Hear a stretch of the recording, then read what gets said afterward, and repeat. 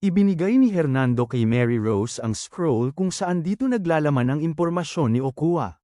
Si Mary Rose ay nagdadalawang isip kung kanya bang titingnan kung ano ang nilalaman ng scroll, kaya tinanong niya si Hernando na kung ano naman daw ang bagay na ito.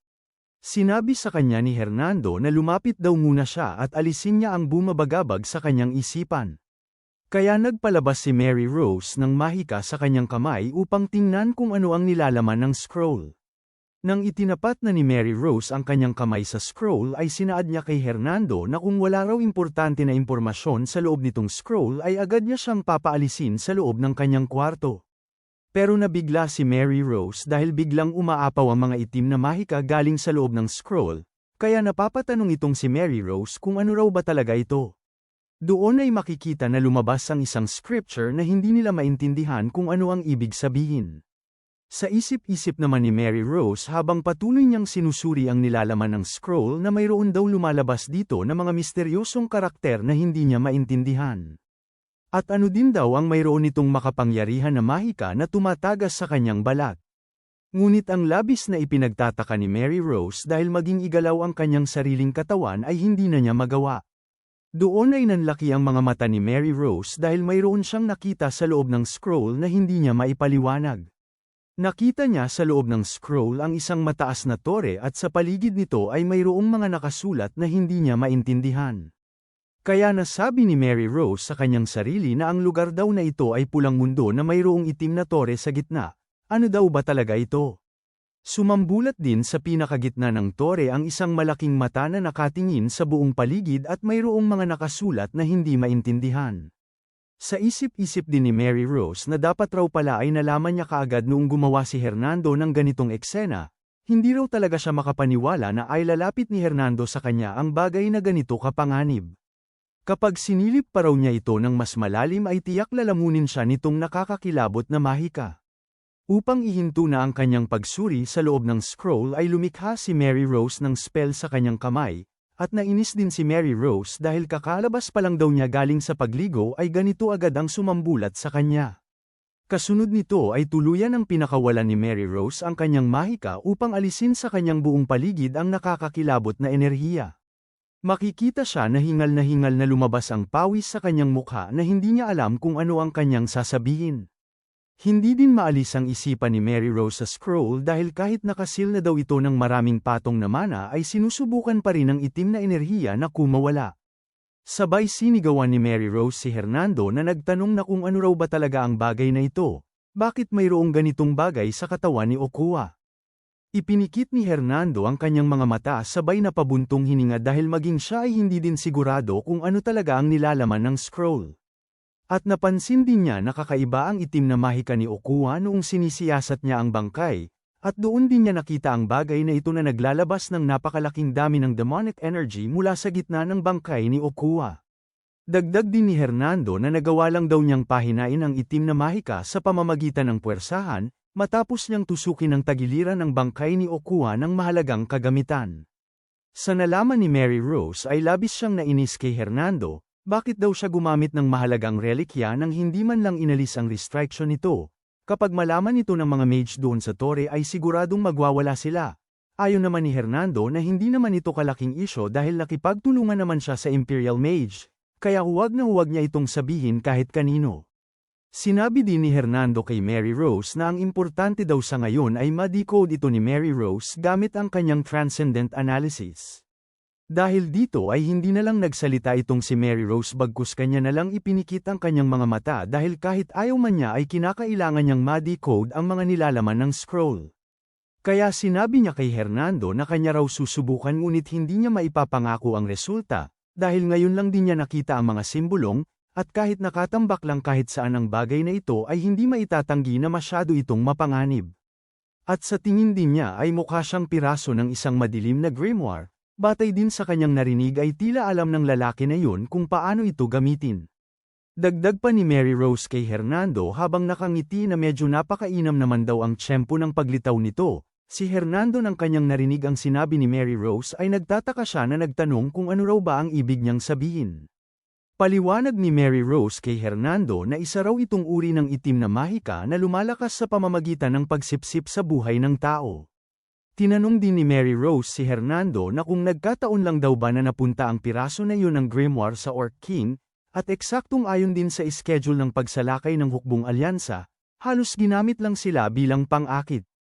O baka nanalo lang sila sa digmaan ng dahil sa ikatlong prinsipe ng Briol, pero paano kung wala siyang kapangyarihang putulin o labanan ang itim na mahika?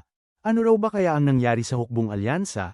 Hindi raw ba nahulaan ni Hernando kung sino ang nag-abot nito? Kinikilabutan daw siya kapag iniisip ang ganitong bagay.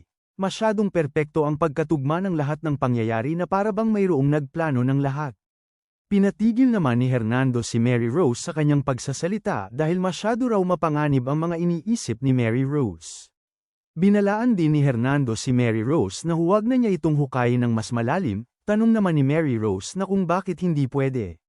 Ngunit natigil ang dalawa sa kanilang pag-uusap dahil sa hindi nila inaasahan ay kanina pa pala pumasok sa silid si Yuri at nakikinig sa kanilang pinag-usapan, sinaad pa ni Yuri sa dalawa na masyado raw talaga siyang curious sa kanilang pag-uusap patungkol sa kanilang nakuha galing sa katawan ni Okua. Habang dahan-dahan na lumapit sa dalawa si Yuri ay sinabi sa kanya ni Hernando na ang kanila raw pag-uusap ay walang basehan, iyon ay haka-haka. Sumagot naman si Yuri kay Hernando na duda daw talaga siya na basta-basta na lang itong ituturo ni Hernando sa isang tao nang dahil lang sa tiyempo. Tinanong din ni Yuri si Mary Rose na kung mayroon pa raw ba siyang ibang dahilan kung bakit niya pinaghinalaan kung bakit naging tugma ang lahat. Pero inis lang siyang sinabihan ni Mary Rose na kung bakit siya pumasok sa silid ng isang babae nang walang pahintulot, doon lang din napagtanto ni Yuri ang mali niya na nagawa. Doon ay ipinaliwanag ni Mary Rose kay Yuri kung ano ang dahilan kung bakit siya naghihinala, dahil noong nakaraan ay kainahinala ang mga kamakailang galaw ng imperyo, at may narinig din siyang bulong-bulungan na nawawala daw sa katinoan ng emperador. Mayroon din nagsasabi na sinadyang ipinadala dito si Prinsipe Ragna upang alisin bilang kalaban sa politika. Si Hernando na nakikinig sa mga binanggit ni Mary Rose ay kanya itong pinapatigil sa pagsasalita. Kaya ipinikit na lang ni Yuri ang kanyang mga mata na kanyang tinawanan ang dalawa dahil sinigawan ni Hernando si Mary Rose na puro lang daw yun hindi kumpirmadong chismis ang lahat. Bakit pa niya ito inilabas ngayon? Kaya nagsalita na si Yuri na kanyang pinaalam kay Hernando na mayroon naman punto ang mga ipinaliwanag ng duke. Wika pa ni Yuri sa dalawa na sa totoo lang ay parehas silang dalawa ni Prinsipe Ragna na matagal nang may pagdududa tungkol sa digmaan na ito. At habang sinusuri ni Yuri ang fragments ay kanyang iniisip na ngayon daw ay lumitaw na naman ang isa pang piraso ng madilim na grimoire. Doon ay makikita na nagliwanag ang kamay ni Yuri upang kanya nang simulan ng pagsuri kung ano ang nilalaman ng bagay na kanilang nakuha sa katawan ni Okua. Habang itinutok ni Yuri ang kanyang nagliwanag na kamay ay maririnig si Hernando na kanyang binalaan si Yuri na ang seal daw ng fragments ay nabuksan. At nang tuluyan ang nakapasok si Yuri sa loob ng piraso ng madilim na grimoire ay doon nakita niya ang scroll na mayroong nakasulat at binabalutan ng madilim na mahika. Kaya hindi maalis ang tingin ni Yuri sa kanyang itaas, at sabay kanyang ipinikit ang kanyang mga mata upang ipawalang bisa ang mga itim na mahika na nakakalat sa buo niyang paligid. Si Mary Rose at Hernando ay nagulat dahil madali lang na napawalang bisa ni Yuri ang mga itim na mahika galing sa piraso ng itim na grimoire. Nakita ni Yuri sa loob ng piraso ng itim na grimoire ang nakita kanina ni Mary Rose na malaking pulang mata. Kaya naging seryoso si Yuri na malalim ang kanyang iniisip. Habang itong dalawa naman ay hindi nakapagsalita ng kanilang narinig ang binanggit ni Yuri. Dahil sinabi sa kanila ni Yuri na kanya na raw naunawaan ang lahat kung ano ang ibig sabihin nito. Naalala din ni Yuri kung ano ang mga huling sinabi ng Orc Hunter nung ipinakita sa kanya ang mga alaala bago siya nawala ng buhay na mag-ingat silang lahat sa Devil Grimoire. Habang hindi maalis ang tingin ni Yuri sa papel ay dito niya nalaman na ito raw pala ang isang pahina ng Devil Grimoire. At sabay ibinigay ni Yuri ang pahina ng grimoire kay Mary Rose at sinabihan din niya si Hernando na pumunta silang dalawa doon sa imperyo. Sa tugon ni Yuri ay nagulat itong si Hernando na nagtanong kay Yuri na kung totoo raw ba ang kanyang sinabi. Ayon naman ng ating bida na kinakailangan daw niyang pumunta sa imperyo, at bukod pa doon ay dapat na makita niya sa kanyang sariling mga mata kung ano talaga ang nangyari doon. At nabigla din itong si Mary Rose dahil nagsaad sa kanya si Yuri na mayroon pa daw siyang isang katanungan. Tinanong siya ni Yuri na kung mayroon pa raw bang iilang mga palatandaan na makapagsabing gumagamit ang isang tao ng itim na mahika. Doon ay napapaisip si Mary Rose na kanyang sinaad kay Yuri na mayroong isang bagay kung paano malaman ng isang tao na gumagamit ng itim na mahika.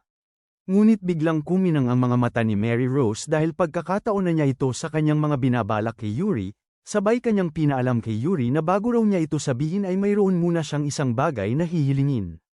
Wika pa ni Mary Rose na tutal siya naman daw ang nag-decode ng kakaibang bagay na ito at magbibigay pa ng mahalagang impormasyon, pero ni isa ay wala man lang na ibigay si Yuri sa kanya na isang mahalagang bagay.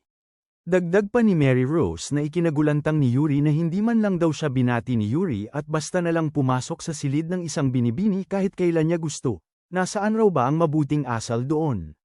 Sa mga sinabi ni Mary Rose ay pinipilit ni Yuri na ngumiti na nagtanong na kung mayroon raw ba siyang kinakailangan sa kanya. Ayon naman ni Mary Rose na mayroon siyang kinakailangan pero hindi pa yun sa ngayon. Ngunit dapat na mangako ang ikatlong prinsipe na sa hinaharap ay doon na niya hihilingin ang kanyang gustong pabor. Dahil dito ay lumabas na lang ang pawis sa mukha ni Yuri na pinipilit ang kanyang sarili na tumawa dahil ang ganito raw na kahilingan ay naranasan na niya noong nakaraan kay Prinsesa Sebila.